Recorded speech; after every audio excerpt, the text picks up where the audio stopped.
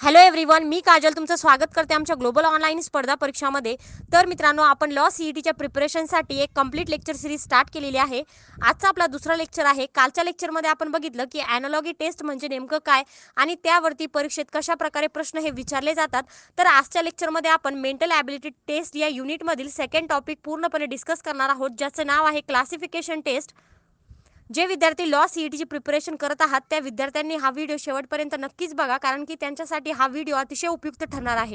आजच्या लेक्चरला सुरुवात करण्या अगोदर तुमच्यासाठी एक अनाउन्समेंट आहे की जे विद्यार्थी लॉ सीईटीची प्रिपरेशन करत आहात त्या विद्यार्थ्यांची कमी वेळात परिपूर्ण तयारी करण्यासाठी आम्ही एक कंप्लीट कोर्स लॉन्च करतोय. या कंप्लीट कोर्समध्ये आम्ही तुम्हाला प्रोव्हाइड करणार आहोत full syllabus video lectures, full syllabus notes, 10 full syllabus test series.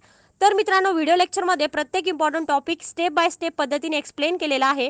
नोट्समध्ये प्रत्येक इम्पॉर्टंट टॉपिक हायलाईट केलेला आहे, जेणेकरून तुम्हाला ज्या पण टॉपिकचा अभ्यास करायचा तुम्ही डायरेक्टली त्या टॉपिकचा अभ्यास करू शकता. या व्यतिरिक्त तुम्हाला 10 टेस्ट सिरीज देण्यात आलेले आहे. या टेस्ट सिरीजमुळे काय होईल की तुमची भरपूर प्रॅक्टिस होईल, भरपूर सराव होईल आणि याचा फायदा परीक्षेत तुम्हाला हमखास होईल. तर या कंप्लीट कोर्सची फीज आहे फक्त 1,500 आणि या कोर्सला तुम्ही खाली दिलेल्या नंबरवरती व्हॉट्सअप थ्रू कॉन्टॅक्ट करू शकता.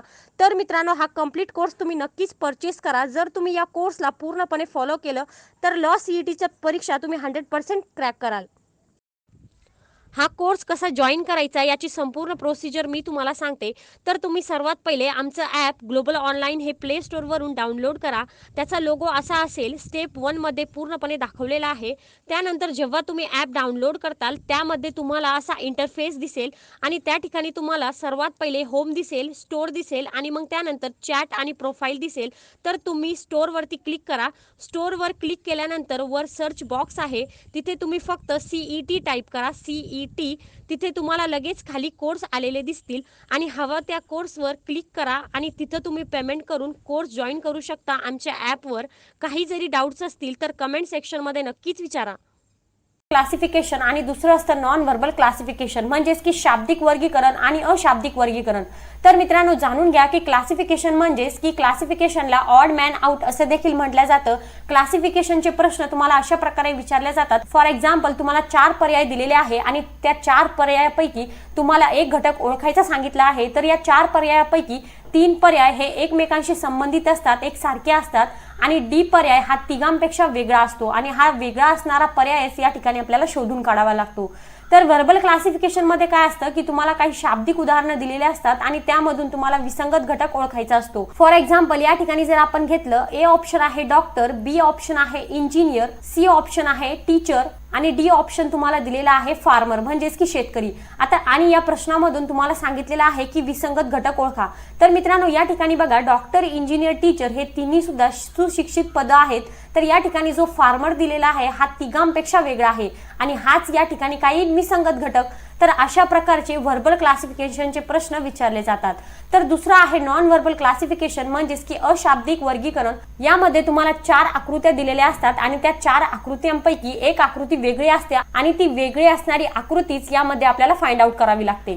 तर सुरू करूया आपल्या आजच्या व्हिडिओ लेक्चरला. पहिला प्रश्न आहे, choose the word that is least like the other words in a group, म्हणजेच की गटातील वेगळा शब्द ओळखा.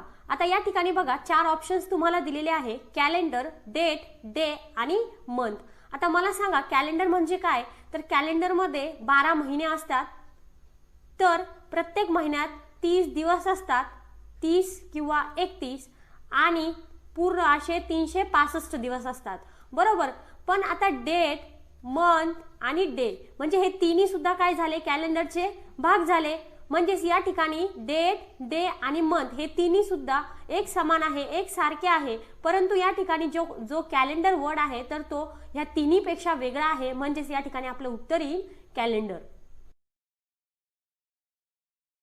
प्रश्न आहे, choose the word that is least like the other words in a group, म्हणजे प्रश्न सारखा आहे, यामधला सुद्धा आपल्याला गटात न बसणारा शब्द ओळखायचा आहे. म्हणजेच की 3 ऑप्शन हे एक समान असतील परंतु एक ऑप्शन या तिन्हीपेक्षा वेगळा असेल. तर ऑप्शन्स तुम्हाला दिलेले आहे, पिकॉक, वल्चर, स्पॅरो आणि स्वॅन. आता या ठिकाणी बघा की जो मोर, चिमणी आणि गिधाड आहे हे तिन्ही सुद्धा जमिनीवरती राहणारे प्राणी आहेत, पक्षी आहेत, बरोबर. तर या ठिकाणी जो स्वॅन हा पक्षी दिलेला आहे तर तो एकमेव जलचर पक्षी आहे, म्हणजे तो एकमेव जल पक्षी आहे जो की पाण्यामध्ये राहतो. म्हणजेच या ठिकाणी पिकॉक, स्पॅरो, व्हल्चर हे तिन्ही सुद्धा एक सारखे आहे, एक जीव आहे, परंतु स्वॅन हा जो आहे या तिन्ही पेक्षा वेगळा आहे, म्हणजेच या ठिकाणी आपलं उत्तर येईल ऑप्शन डी.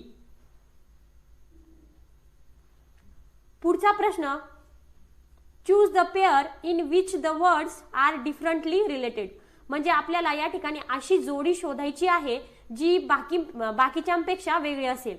आता या ठिकाणी बघा, पहिला ऑप्शन आहे जूल एनर्जी, दुसरा आहे एम्पियर करंट, तिसरा आहे अँगल डिग्री आणि चौथा आहे पास्कल आणि प्रेशर. आता मित्रांनो या ठिकाणी बघा की जूल जे आहे ते एनर्जी म्हणजेच ऊर्जा मेजर करण्याचं युनिट आहे, एकक आहे. त्याचप्रमाणे करंट जे आहे ते मेजर करण्याचं म्हणजे त्याचं युनिट आहे एम्पियर, त्याचं एकक आहे एम्पियर. आणि या ठिकाणी प्रेशरचं जे एकक आहे ते आहे पास्कल. परंतु या ठिकाणी जे डिग्री तुम्हाला दिलेलं आहे तर डिग्रीचं युनिट आहे प्लेन अँगल. आणि या ठिकाणी फक्त अँगल हा वर्ड दिलेला आहे, म्हणजेच हा या गटात बसत नाही. ही जोडी जी आहे तर ती बाकीच्यांपेक्षा वेगळी आहे. तर मित्रांनो प्लेन अँगल म्हणजे काय, आपल्याला माहिती आहे की एका वर्तुळाच्या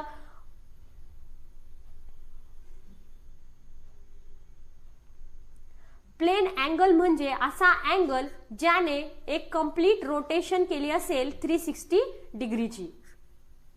तर या ठिकाणी आपलं उत्तर येईल पर्याय नंबर सी. बघा पुढचा प्रश्न आहे की गटातील इतरांपेक्षा वेगळी संख्या निवडा. आता या ठिकाणी बघा तुम्हाला संख्या दिलेली आहे 139, 177, 144 आणि 183. आता या ठिकाणी जर आपण बघितलं तर 139, 177 आणि 183 हे तिन्ही सुद्धा संयुक्त संख्या आहे.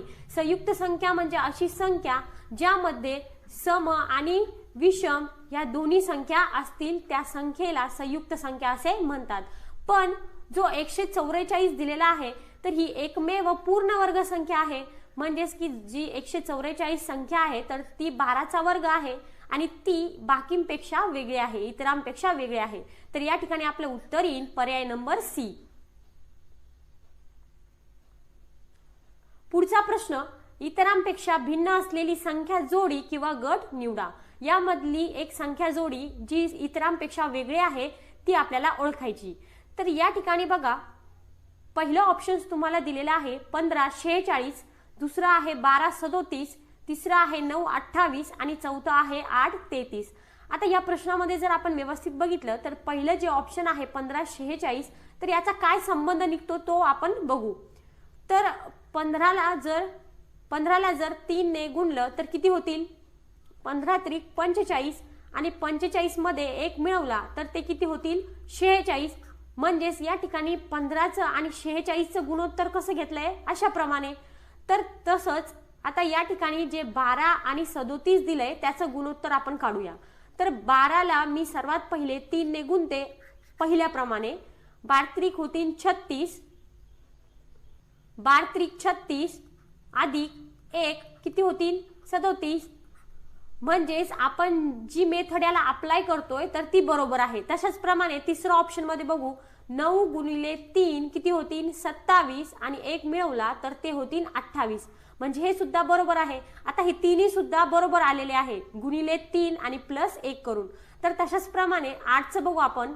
तर 8ला जर मी 3 ने मल्टिप्लाय केलं तर ते किती होतील 24 आणि 24 मध्ये जर 1 मिळवला तर ते होतील 25. परंतु या ठिकाणी आहे 33. म्हणजेच ऑप्शन ए बी सी हे एक सारखे आहे, एक समान आहे, परंतु डी हा तिन्ही पेक्षा वेगळा आहे. म्हणजेच या ठिकाणी आपलं उत्तर येईल पर्याय नंबर डी. बघा पुढचा प्रश्न. आता यामध्ये सुद्धा जी इतरांपेक्षा वेगळी संख्या आहे तर ती ओळखायची आहे. तर 3, 5, 7, 2, 6, 2 आणि 1, 7. आता या ठिकाणी जर आपण बघितलं तर यामध्ये संबंध कसा निघतो तर 3 अधिक 5 किती होतील, यांची बेरीज 8 बरोबर. तशाच प्रकारे 7 आणि 2 या दोघांची जर बेरीज केली तर किती होतील 9. 6 आणि 2 या दोघांची बेरीज केली तर किती होतील 8. 1 आणि 7 या दोघांची बेरीज केली तर किती होतील 8. म्हणजेच यामध्ये काय केलंय की ज्या 3 संख्या दिल्या आहेत 3, 5, 6, 2 आणि 1, 7 या तिन्ही सुद्धा सारख्या आहेत. म्हणजे या तिन्ही संख्यांची बेरीज 8 येते बरोबर. तर जी बी ऑप्शन आहे 7 आणि 2 याचीच बेरीज फक्त 9 येते. म्हणजे 7 आणि 2 ही 3, 5, 6, 2 आणि 1, 7 या तिन्ही संख्यापेक्षा वेगळी संख्या आहे. तर या ठिकाणी आपलं उत्तर येईल पर्याय नंबर बी. मित्रांनो, या ठिकाणी तुम्हाला प्लसचा प्रश्न विचारलाय. कधी कधी तुम्हाला मायनसचा म्हणजे डिफरन्सचा सुद्धा प्रश्न विचारू शकता. अशा प्रमाणे फॉर एक्झाम्पल जर मी या ठिकाणी संख्या घेतल्या, या ठिकाणी मी जर संख्या घेतल्या 5, 3,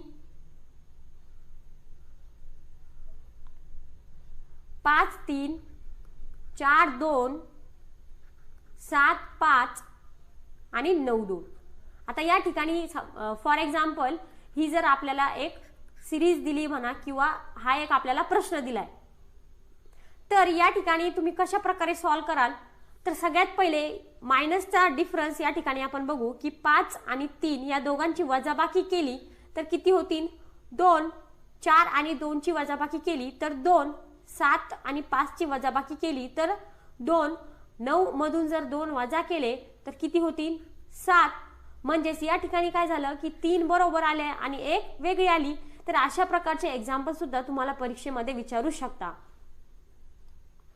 बघा पुढचा प्रश्न, विषम अक्षर गट निवडा किंवा शोधा. आता यामधला जो विषम अक्षर गट आहे तो आपल्याला निवडायचा आहे. कालच्या लेक्चरमध्ये आपण बघितलं होतं की लेटर सिरीजला कशा प्रमाणे लक्षात ठेवायचं. एक इजोटी नावाचा कन्सेप्ट आहे. इजोटी ई आहे 5 नंबरला, अल्फाबेटिकल पोझिशन्स आहे. तर ई आहे 5 नंबरला, जे आहे 10 नंबरला, ओ आहे 15 नंबरला, टी आहे 20 नंबरला आणि वाय आहे 25 नंबरला. तर अशा प्रमाणे तुम्ही लक्षात ठेवा. तुम्हाला कोणत्याही प्रश्नामध्ये लेटर सिरीजच्या या गोष्टी उपयोगी पडतील. तर या प्रश्नामध्ये बघा BCD KLM PQR आणि NPR. आता या ठिकाणी जर आपण बघितलं तर BCD KLM आणि PQR हे तिन्ही सुद्धा अल्टरनेटिव्ह लेटर्स आहे. म्हणजे एकानंतर एक येणारे जे लेटर्स आहेत ते सलग घेतलेले आहे.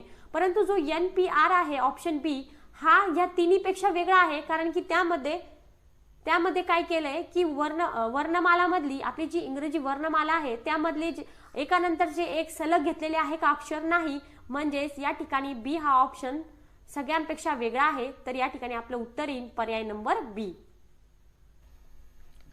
प्रश्न तुम्हाला दिलेला आहे की इतरांपेक्षा भिन्न असलेला अक्षरांचा गट निवडा.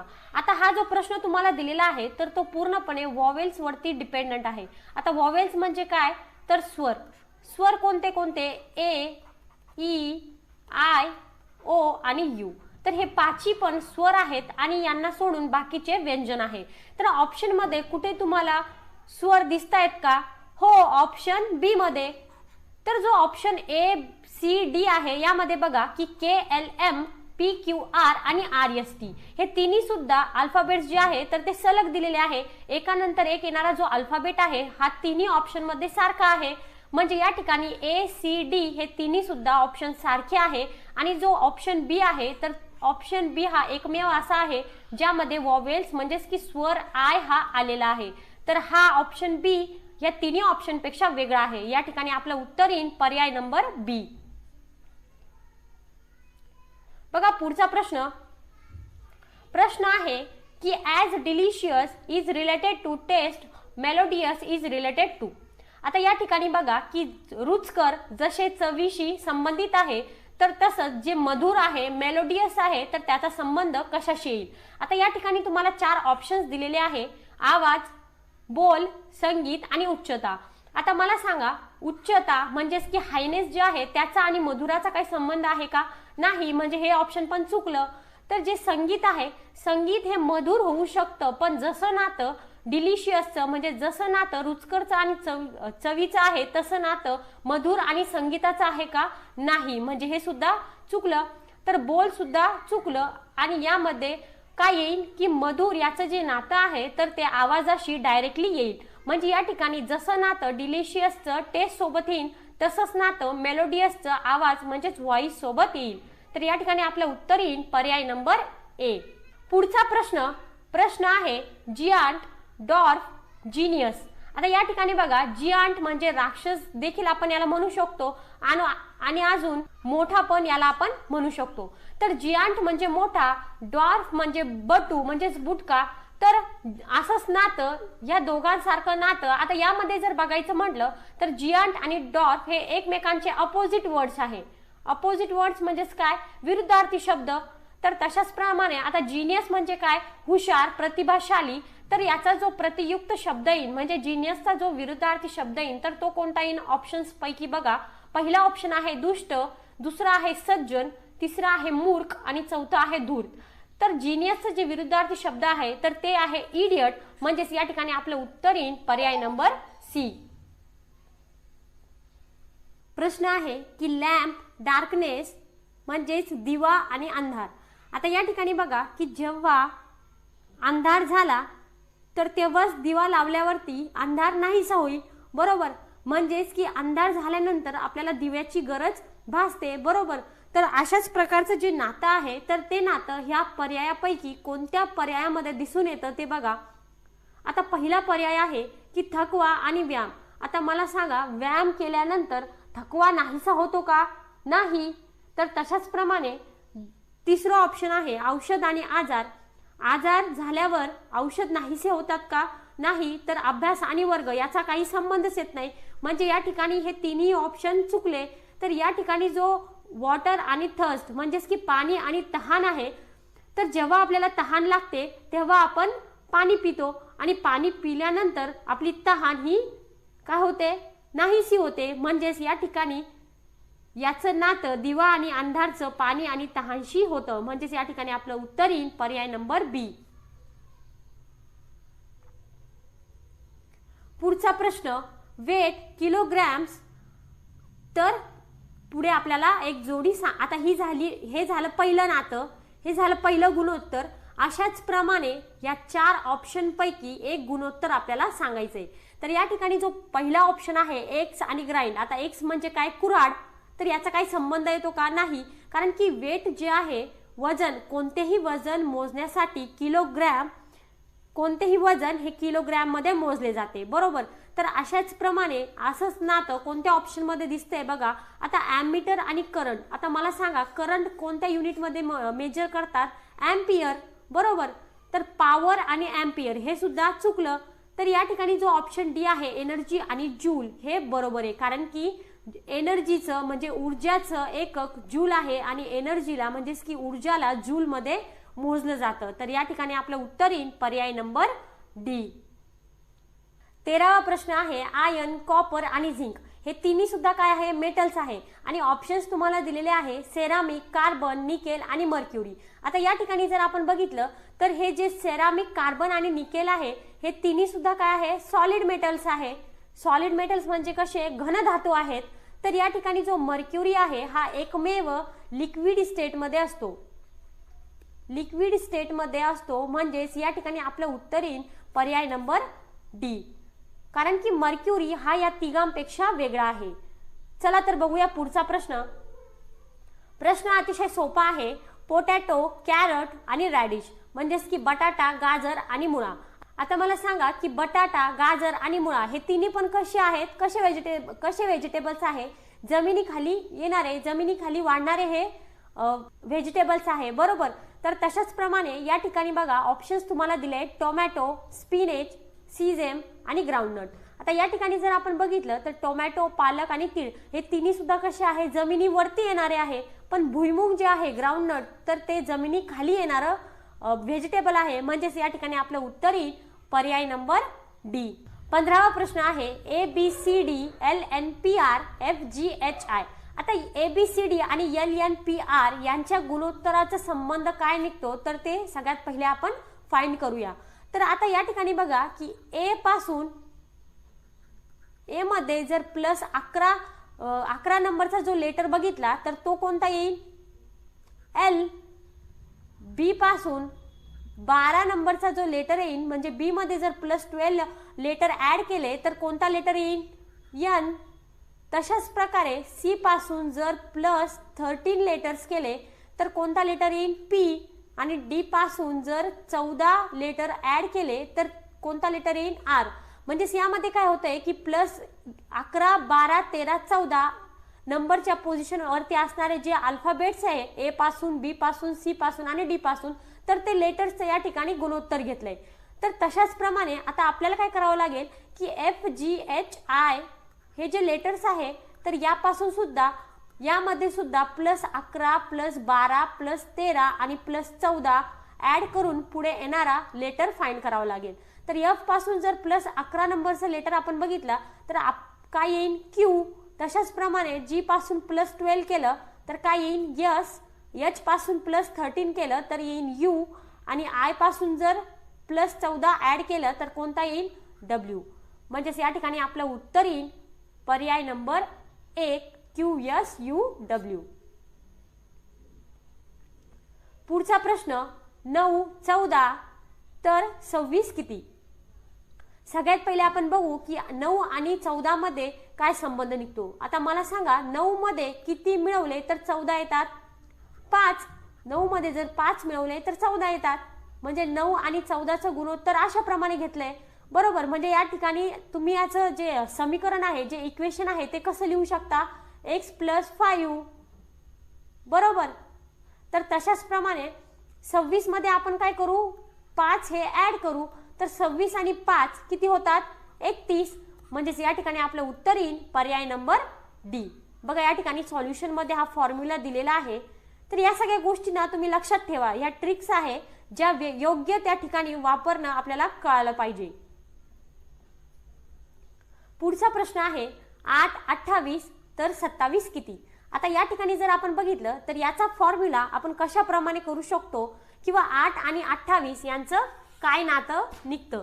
तर 8 आणि 28चं नातं जे आहे म्हणजे जे गुणोत्तर आहे तर ते कशा प्रमाणे आपण सॉल्व करू. या ठिकाणी बघा जर मी 8 ला 3 ने मल्टिप्लाय केलं तर ते किती होतील 8 त्रिक 24 आणि त्यामध्ये जर मी 4 मिळवले तर ते किती येतील 28 बरोबर. म्हणजे या ठिकाणी मी काय केलं की पहिले त्याला 3 ने गुणलं आणि मग नंतर त्यामध्ये प्लस 4 केले. तर अशाच प्रमाणे हा जो 27 आपल्याला दिलेला आहे तर त्याला सुद्धा हीच मेथड फॉलो करावी लागेल.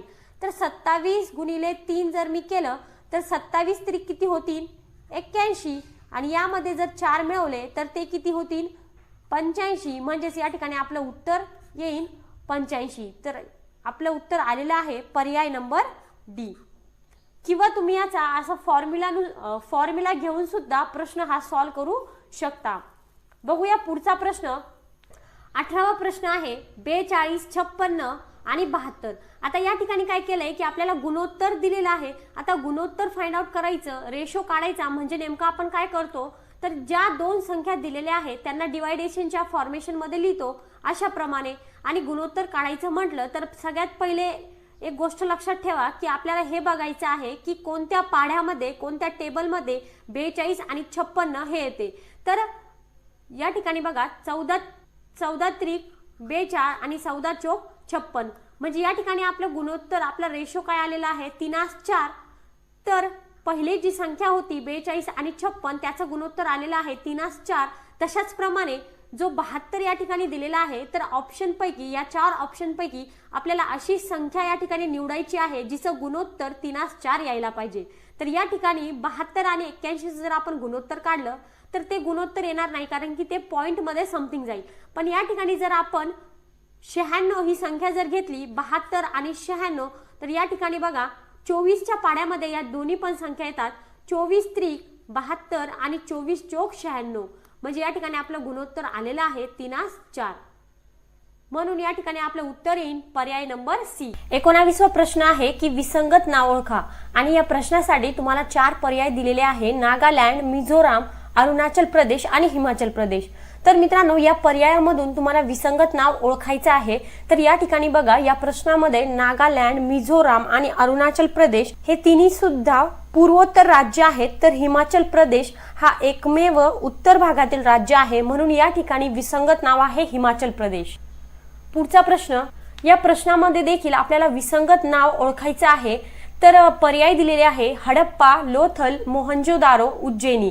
आता या ठिकाणी बघा या प्रश्नामध्ये हडप्पा, लोथल आणि मोहनजोदारो हे तिन्ही सुद्धा सिंधू संस्कृतीशी निगडित शहरे आहेत, पण या ठिकाणी जो उज्जैनी शहर दिलेला आहे तर उज्जैनी हा सिंधू संस्कृतीशी निगडित नाही, म्हणजेच या ठिकाणी विसंगत नाव कोणता येईल? पर्याय नंबर 4. आले ना उत्तर? अतिशय सोप्या पद्धतीने याचे प्रश्न अरेंज केलेले असतात, फक्त काही ट्रिक्स आहेत जे की तुम्ही लक्षात ठेवायचे आहे. पुढचा प्रश्न दिलेला आहे की विसंगत नाव ओळखा. या प्रश्नामध्ये देखील तुम्हाला विसंगत नाव हा बाहेर काढायचा आहे. मित्रांनो, या ठिकाणी तुम्हाला 4 पर्याय दिलेले आहे: गोरखालँड, झारखंड, बोडोलँड आणि नागालँड. आता या प्रश्नामध्ये नागालँड हे एक राज्य आहे व इतर पर्याय राज्य नसून वेगवेगळ्या राज्यातील एक भाग आहे, म्हणजेच की हे तिन्ही सुद्धा वेगवेगळे भाग आहेत आणि नागालँड हा एकमेव राज्य आहे, म्हणजेच या ठिकाणी विसंगत नाव कोणता येईल? पर्याय नंबर 4. पुढचा प्रश्न दिलेला आहे की खालील गटातील पाहुणा ओळखा. अतिशय सोपा प्रश्न आहे. या ठिकाणी तुम्हाला 4 पर्याय दिलेले आहे: वकील, डॉक्टर, शिक्षक आणि कवी.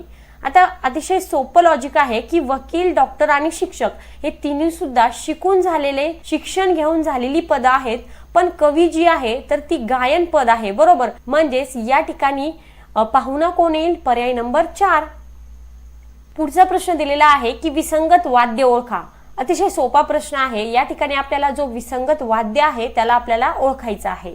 पर्याय दिलेला आहे: बासरी, तबला, शहनाई आणि सनई. या प्रश्नामध्ये तबला सोडून बाकी सगळी वाद्ये तोंडाने वाजवायची आहे, बरोबर. बासरी, शहनाई आणि सनई हे तिन्ही सुद्धा तोंडाने वाजवितात, पण फक्त तबला हे हाताने वाजवतो, म्हणजेच या प्रश्नामध्ये विसंगत वाद्य कोणतं आलं? पर्याय नंबर 2. 24वा प्रश्न दिलेला आहे की विसंगत संघटना ओळखा आणि या ठिकाणी तुम्हाला 4 पर्याय दिलेले आहे: NATO, EEC, NAFTA, ASEAN.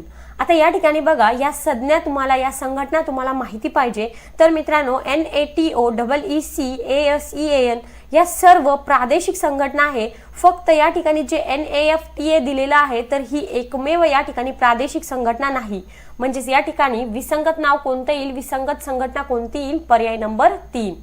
पुढचा प्रश्न दिलेला आहे की वेगळी जोडी ओळखा. आता या ठिकाणी बघा 4 पर्याय दिलेले आहे: स्वातंत्र्य, पारतंत्र्य, आनंद, दुःख, स्वार्थी, निस्वार्थी, धोका आणि जोखीम. आता या ठिकाणी बघा, तुम्ही जर व्यवस्थितपणे या 4ही पर्यायांना बघितलं, या ठिकाणी जे स्वातंत्र्य, पारतंत्र्य, आनंद, दुःख, स्वार्थी आणि निस्वार्थी हे तिन्ही सुद्धा एकमेकांचे विरुद्धार्थी शब्द आहेत, पण फक्त या ठिकाणी जो पर्याय नंबर 4 दिलेला आहे हा एकमेव या ठिकाणी समानार्थी शब्द आहे, म्हणजेच की या 4 पर्यायापैकी जो चौथा पर्याय आहे तो या तिन्ही पर्यायापेक्षा वेगळा आहे, म्हणजेच या ठिकाणी आपलं उत्तर येईल पर्याय नंबर 4. पुढचा प्रश्न दिलेला आहे की विसंगत व्यक्ती ओळखा. आता या ठिकाणी आपल्याला विसंगत व्यक्ती ओळखायची आहे आणि पर्याय आहे: वसुंधरा राजे, अरुण जेटली, लालकृष्ण अडवाणी, डॉक्टर फारुख अब्दुल्ला. आता या 4ही पर्यायापैकी डॉक्टर फारुख अब्दुल्ला यांना जर सोडलं तर भारतीय जनता पक्षाचे सर्व सदस्य आहे. वसुंधरा राजे, अरुण जेटली, लालकृष्ण अडवाणी हे तिन्ही सुद्धा भारतीय जनता पक्षाचे सदस्य आहेत, तर जे डॉक्टर फारुख अब्दुल्ला आहे हे एकमेव भारतीय जनता पक्षाचे सदस्य नाही, म्हणजे या ठिकाणी वेगळी व्यक्ती कोण आली? पर्याय नंबर 4. पुढचा प्रश्न दिलेला आहे की विसंगत पर्याय ओळखा. आता या ठिकाणी सुद्धा आपल्याला विसंगत पर्याय ओळखायचा आहे आणि पर्याय दिलेले आहे तुम्हाला: गणेश चतुर्थी, गुढीपाडवा, ख्रिसमस आणि होळी. तर मित्रांनो, या ठिकाणी गणेश चतुर्थी, गुढीपाडवा आणि होळी हे तिन्ही सुद्धा हिंदू धर्माचे सण आहेत. या ठिकाणी जे ख्रिसमस सण दिलेला आहे तर तो एकमेव ख्रिश्चन लोकांचा सण आहे, म्हणजेच या ठिकाणी हे तिन्ही पर्याय सारखे आहेत पण एक पर्याय वेगळा आहे. तर विसंगत पर्याय कोणता आला या ठिकाणी? पर्याय नंबर 3.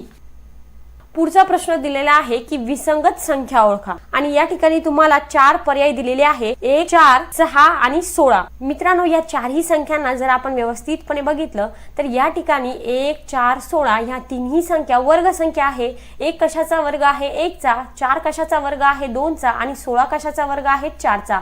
परंतु या ठिकाणी एकमेव जी 6 संख्या दिलेली आहे तर ती कशाचाच वर्ग नाही, म्हणजेच या ठिकाणी विसंगत संख्या कोणती आली? पर्याय नंबर 3. मित्रांनो, आता आपण अशाब्दिक वर्गीकरणावरती काही महत्त्वाचे MCQs डिस्कस करूया. आता या ठिकाणी बघा, तुम्हाला 4 आकृती करून अशा प्रमाणे एक प्रश्न दिलेला आहे. आता या ठिकाणी पहिला प्रश्न विचारलेला आहे की त्रिकोण, वर्तुळ, चौकोन आणि पंचकोन या चारही आकृत्यांना जर तुम्ही व्यवस्थितपणे बघितलं तर त्रिकोण, चौकोन आणि पंचकोन हे तिन्ही सुद्धा कोन असलेली आकृती आहे, परंतु या ठिकाणी जो वर्तुळ दिलेला आहे हा एकमेव कोन नसलेली आकृती आहे। म्हणजेच या ठिकाणी विसंगत घटक कोणता आहे? ब, म्हणजेच की पहिल्या प्रश्नाचं उत्तर येईल पर्याय नंबर ब।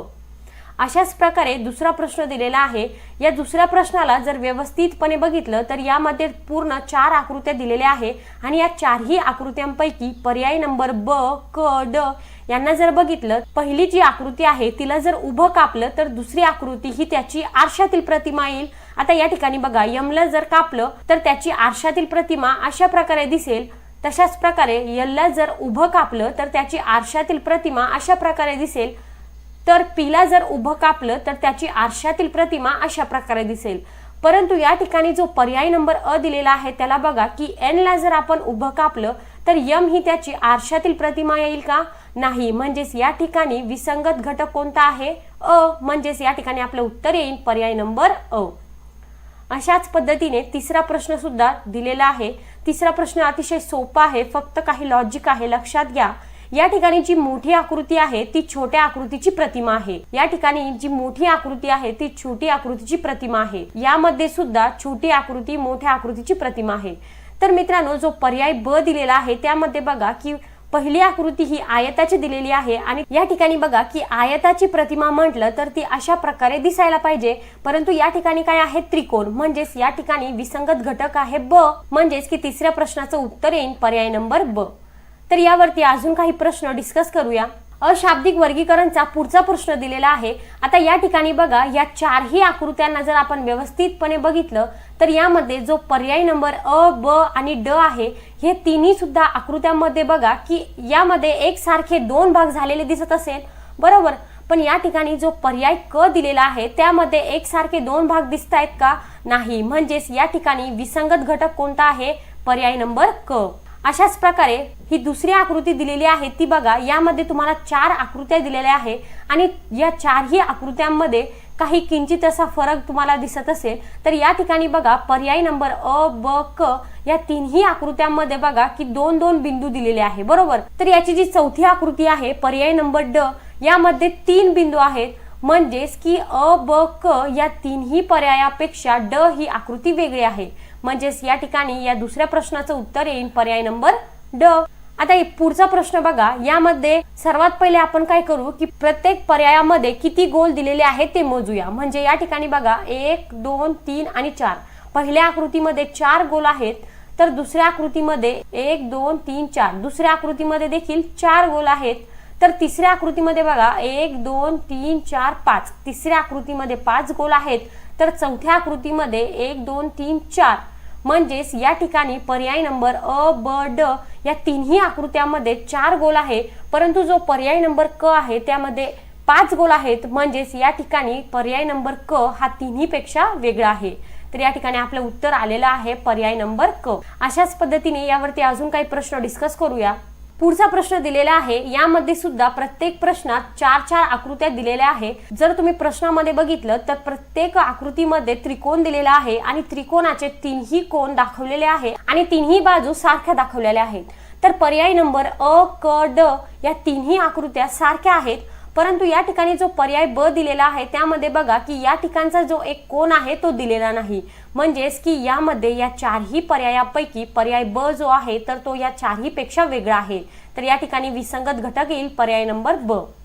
त्या पुढचा प्रश्न बघा, यामध्ये प्रत्येक आकृती ही अपूर्ण दिलेली आहे। कशा प्रकारे? पर्याय नंबर ब मध्ये बघा ही आकृती अशा प्रकारे यायला पाहिजे, ही आकृती अशा प्रकारे आणि ड आकृती अशा प्रकारे।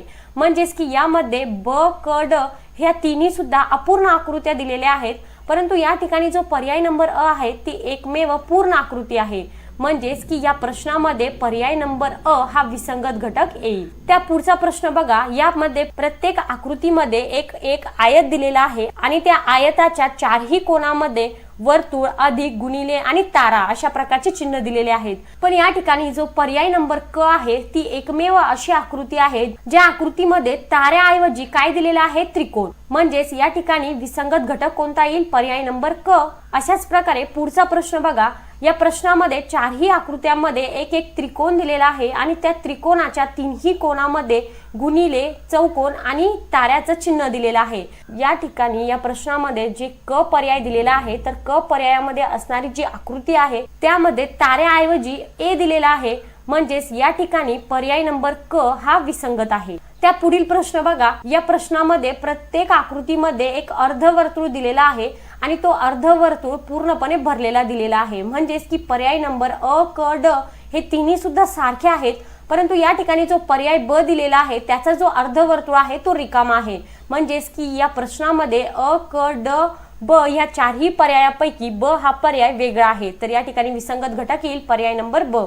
अशाब्दिक वर्गीकरणचा पुढचा प्रश्न दिलेला आहे. आता यामध्ये सुद्धा बघा तुम्हाला चार आकृत्या करून एक एक प्रश्न दिलेला आहे. तर प्रश्न अशा प्रकारे अरेंज केलाय की या चारही आकृत्यांमध्ये बघा की पर्याय नंबर अ, ब, ड या तीनही पर्यायामध्ये दोन सारख्या आकृत्यांच्या जोड्या दिलेल्या आहे. परंतु या ठिकाणी जो पर्याय नंबर क आहे तर पर्याय नंबर क मध्ये एक छोटी आकृती आणि एक मोठी आकृती आहे. म्हणजेच या ठिकाणी विसंगत घटक कोणता येईल? पर्याय नंबर क. त्या पुढील प्रश्न बघा. यामध्ये प्रत्येक आकृतीमध्ये एक वर्तुळ दिलेला आहे आणि त्या वर्तुळाचे 4 भाग केलेले आहे आणि त्या 4 भागांपैकी एक भाग भरलेला दिलेला आहे आणि त्या भरलेल्या भागाच्या आजूबाजूला 2 बिंदू दिलेले आहे. तर अशाच प्रकारे ब आकृती सुद्धा बघा. ब आकृतीमध्ये सुद्धा एक भरलेला भाग दिलेला आहे आणि त्या भागाच्या आजूबाजूला 2 बिंदू दिलेले आहेत. तर क आकृतीमध्ये सुद्धा एक भाग भरलेला दिलेला आहे आणि तिच्या आजूबाजूला 2 बिंदू दिलेले आहे. तर तशाच प्रकारे जो पर्याय नंबर ड आहे यामध्ये बघा की जो भरलेला भाग आहे त्याच्या आजूबाजूला 2 बिंदू नसून एक त्याच्या समोर आहे आणि एक त्याच्या बाजूला आहे. म्हणजेच या ठिकाणी या चारही पर्यायापैकी पर्याय नंबर ड हा वेगळा आहे, विसंगत आहे. तर या ठिकाणी या प्रश्नाचं उत्तर येईल पर्याय नंबर ड. पुढचा प्रश्न दिलेला आहे. या प्रश्नामध्ये तुम्हाला अ, ब, क, ड मध्ये वेगवेगळ्या आकृत्या दिलेल्या आहेत. या प्रत्येक आकृतीमध्ये काय झालंय की मधल्या रेषेमुळे आकृतीचे 2 समान भाग पडतात. पण या ठिकाणी जो पर्याय नंबर ड दिलेला आहे तर पर्याय नंबर ड मध्ये 2 असमान भाग होतात. म्हणजेच या ठिकाणी विसंगत घटक येईल पर्याय नंबर ड. त्या पुढील प्रश्न दिलेला आहे. या ठिकाणी तुम्हाला एक स्माइलीचं चिन्ह दिलेलं आहे. आता या प्रत्येक स्माइलीच्या चिन्हाला व्यवस्थितपणे बघा की पर्याय नंबर अ, ब, ड हे तिन्ही सुद्धा सारखे आहे. परंतु या ठिकाणी जो पर्याय नंबर क दिलेला आहे त्यामध्ये एक भवई आणि जी नाकाची दिशा आहे तर ती बदललेली आहे. म्हणजेच या ठिकाणी विसंगत घटक येईल पर्याय नंबर क. त्या पुढील प्रश्न बघा. या ठिकाणी तुम्हाला प्रत्येक आकृतीमध्ये गोल दिलेले आहे. तर सर्वात पहिले आपण मोजून घेऊया की कोणत्या आकृतीमध्ये किती गोल दिलेले आहे. तर या ठिकाणी बघा 1, 2, 3, 4, 5 किती आहेत? पहिल्या आकृतीत 5 गोल आहे. तर दुसऱ्या आकृतीमध्ये सुद्धा 5 गोल आहेत. तिसऱ्या आकृतीमध्ये 3 आणि 3 6 आणि 1 7 गोल आहे. तर चौथ्या आकृतीमध्ये 5 गोल आहेत. म्हणजेच या ठिकाणी पर्याय नंबर अ, ब, ड हे तिन्ही सुद्धा सारखे आहे आणि क हा तिन्हीपेक्षा वेगळा आहे. तर या ठिकाणी विसंगत घटक येईल पर्याय नंबर क. तर मित्रांनो अशा प्रकारे आजचा आपला व्हिडिओ लेक्चर इथे संपलेला आहे. व्हिडिओ आवडला असेल तर लाईक करा, शेअर करा. काही प्रश्न असतील तर कमेंट सेक्शनमध्ये नक्कीच विचारा. धन्यवाद.